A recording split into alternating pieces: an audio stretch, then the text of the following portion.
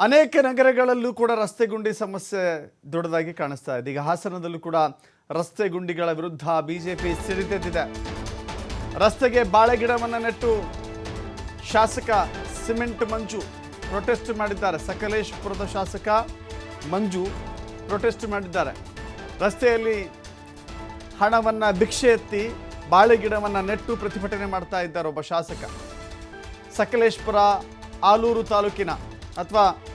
ತಾಲೂಕಿನ ಅಬ್ಬನ ಗ್ರಾಮದಲ್ಲಿ ಈ ಪ್ರತಿಭಟನೆ ವಿನೂತನವಾಗಿ ನಡೀತಾ ಇದೆ. ಸಿದ್ದರಾಮಯ್ಯ, ಡಿಕೆ ಶಿವಕುಮಾರ್ ವಿರುದ್ಧ ಘೋಷಣೆ ಕೂಗಿ ಆಕ್ರೋಶವನ್ನು ಹೊರಹಾಕಿದ್ದಾರೆ.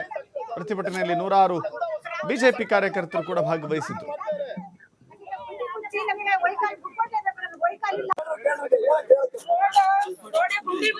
ರೋಡ್ ಆಗ್ಬೇಕು ನಮಗೆ, ಗ್ಯಾರಂಟಿ ಬೇಡ ನಮಗೆ, ರೋಡ್ ಮುಚ್ಕೊಡಿ, ನಾವೇ ದುಡ್ಡು ಕೊಡ್ತೀವಿ, ಬನ್ನಿ.